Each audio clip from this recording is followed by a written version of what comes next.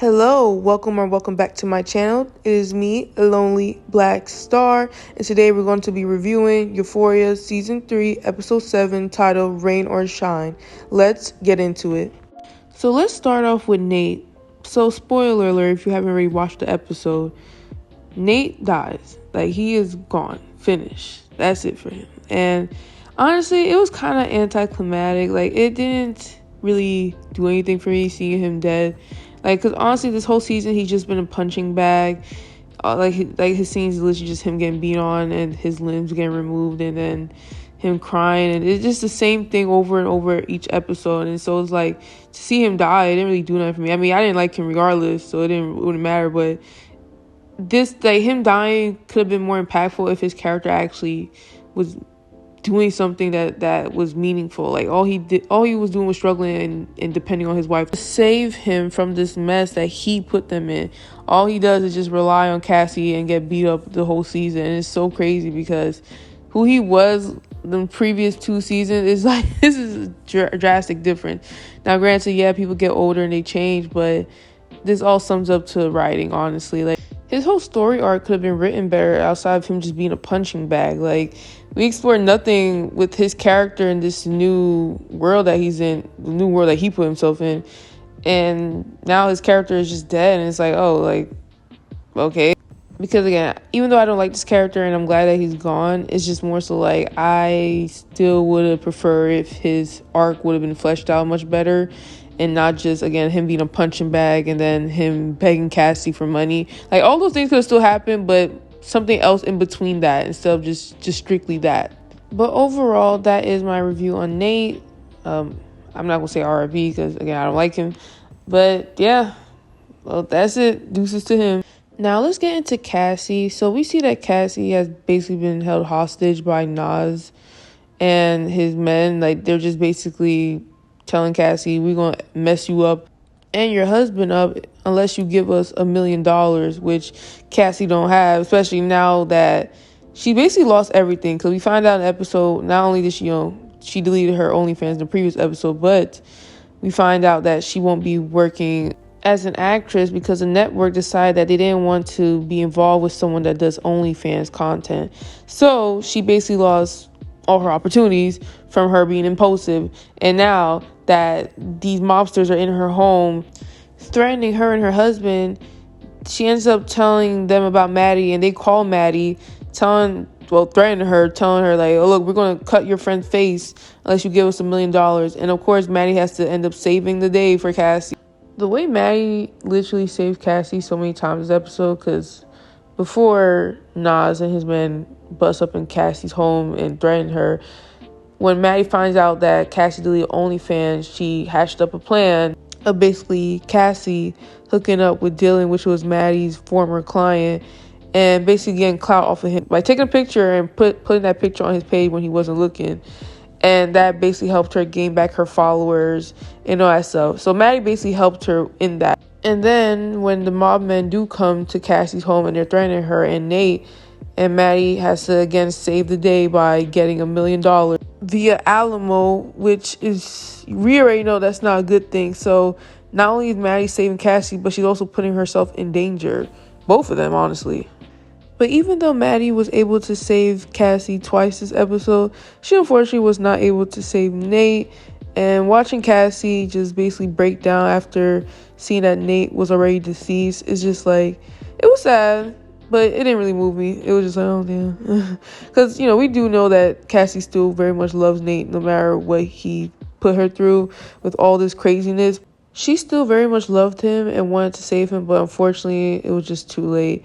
And now that they're in debt to Alamo, I wonder how it's going to be for Cassie, because she is the moneymaker in this whole thing. And naturally, she would want to grieve after seeing her husband deceased like that. But Alamo does not care about any of this, and he's going to make sure that his moneymaker is still making money. And Maddie owes him, and Maddie is her not her manager, her boss, because she made sure to tell Cassie that. So it's just like, and again, the whole contract thing. So Maddie owns Cassie and Alamo owns Maddie. It's just like, so what is going to happen between all that? That's a crazy dynamic right there. So now let's get into Maddie. So unfortunately for Maddie, she got fired because her boss basically found out she did the same thing again, which is involving her side business, aka being a pimp slash madam, in with her real job, and her boss wasn't tolerating the second time, so she ended up firing her. And then later on, Maddie finds out that Cassie deleted OnlyFans, and she went to go confront Cassie, and she was about to, and she slapped her, which she as you should, cause like, girl, why would you delete it? And she was letting Cassie know, look, I'm not your friend, I'm not your mom, not your, I'm not anything to you but your boss. And I was like, yeah, clock that. And as I already mentioned, Maddie ends up saving Cassie twice this episode with the OnlyFans, and also with the whole Alamo and Nas thing. Like, no, that scene where she went to Alamo and asked him for help with $1 million, she was in a swimsuit. I was just like, oh my gosh, like, cause he over here just playing, talking about come closer, dip your toe in the hot water. She just like, she's very much uncomfortable by all this, but she wants to save her moneymaker.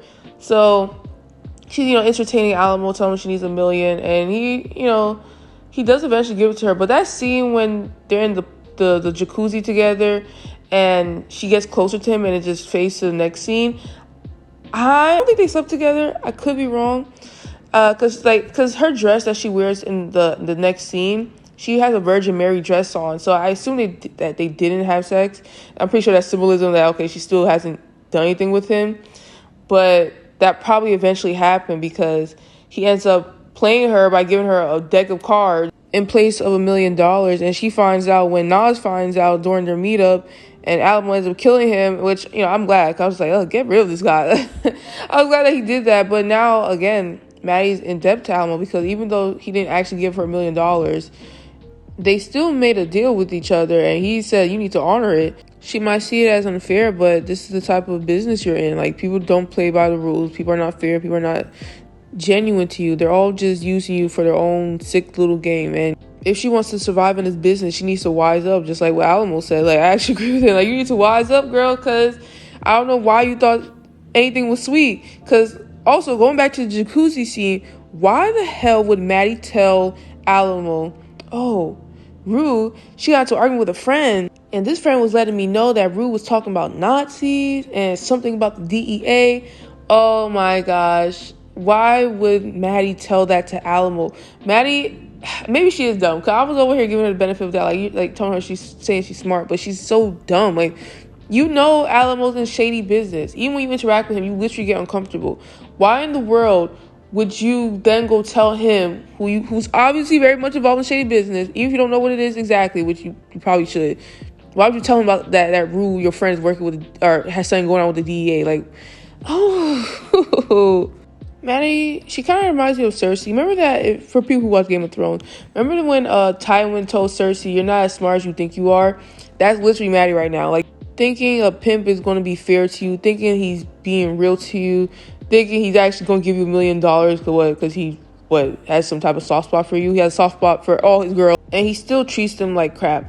Like for someone that claims to be a businesswoman, like, she disappointed me. Like, everything she was doing, it was just like, no, this is not it. Just doing business with Alamo. I mean, just doing business with Cassie. Maybe I can understand the risk with that. Like, okay, sometimes you need to do a little risky thing when it comes to business. But with Alamo, nah, bro, you really messed up with that one. Now, finally, let's get into our girl, Rue. So, Rue, she's over here talking to Ali about, what she's been going through. And she's just letting him know all these things that she's been involved with Lori, then Alamo, then the DEA, and how threats have been made about her mom. And, Ali is basically telling her, like, look, like, I can help you with this. Like, I can help you escape, you and your mom. And she's just like, they're not going to just come after my mom either. They're going to come after everyone that I know and love. And Ali understands this, and he still is willing to put himself at risk to help her and save her loved ones. And we also get to see Ali's backstory and see him basically grow from being a really abusive addict to almost dying to becoming an advisor and a guide to people who also is going through substance abuse or who's trying to stop themselves from going back. We see why he is the way he is today, and he doesn't want Rue to go back. Not only does he not want Rue to go back to abusing substances, but also he doesn't want her to get caught up in his life, because there's many ways to die in this type of lifestyle. And he doesn't want her to die because he has a journal of people who he's helped, and unfortunately they have passed away for various reasons. And he always has their name and the date of their death written in this journal. And he doesn't want to add Rue to that journal, but she might be she just might, because again, she has 3 big entities coming at her, and one of them can put her in jail, and I guess that's sparing her better than the other 2. But she doesn't want in any of those options. She wants to be free. She wants to have a better life, but because of the choices she made in the past, it caught up with her, and now she has to face the consequences for it. And it does suck, because I feel like it's just, I don't want Ruth to die. I do feel for her, but it's just so much going on, and Ruth's not that smart herself, and she is playing them. She has come a long way, so I'm gonna give her credit, because she has managed to talk her way and cry her way out of a lot of situations that could have gotten her killed. Because an example of this was in this recent episode where she's going back to Lori, still following through with the plan of pretending to help Alamo, pretending to get back with Lori in order to help the DEA, because she's trying to be let me work with the DEA to take down these evil entities, and maybe that can give me redemption. But Ali's talking about that's not how you get that. That's not how you get that. And also, you can be killed in the crossfire between all this. So Rue, she's still playing them, still thinking that she might come on top, and she might. Who knows? It might surprise me, because I don't want to see Rue die, but it's getting a little too obvious now, because when she goes back to Lori pretending Alamo kicked me out and all that stuff, and they take her in after interrogating her and threatening her and all that stuff, but Wayne still doesn't trust her, and he's telling Faye that he's gonna kill her. And Faye hears this, and she's upset by this, so she ends up going to Rue when Rue's locked up in the room and freeing her, telling her let's get the money and leave. And when Rue is in the basement trying to get the money, and she opens the safe, she realizes there's no money in there, and Faye's the one that told her there's money in there. Faye over here acting oh, you lied to me. Why did you tell me there was money? And Rue was like, you the one that told me there's money. I've never been in the safe before. And then Faye was just like, okay, just put everything back and let's go. And then Rue was like, I can't put everything back and go. I need to get whatever in this safe. And inside the safe, there was a bunch of ID cards with girls on it, and Angel was on one of them. So it's just it's, again, when Alamo said in the safe there's something more important than money, that's what he meant. I'm pretty sure these IDs are implying that these girls, which was a lot of them, have been trafficked and or dead, and he has their IDs on. I don't know why he still has them. Why not just, it's plastic, so I guess you can't burn it, but I don't know, why not get rid of it in some way? Why do you just have it in your safe like that? You just have all this evidence of all these girls in your safe. But going back to Faye and Rue, so Faye again is panicking and all that stuff and telling Rue to put it back, and Rue is telling her to calm down, and Faye doesn't give a damn. She ends up screaming Wayne's name to wake him up, and that's where the episode ends. And we're going to see what happens to Rue next episode, and it's going to get crazy. And that is it for my Euphoria Season 3, Episode 7 review. Please let me know your thoughts. Please don't forget to like, share, subscribe, and comment. And I'll see you next time for the last episode. Have a good day. Bye.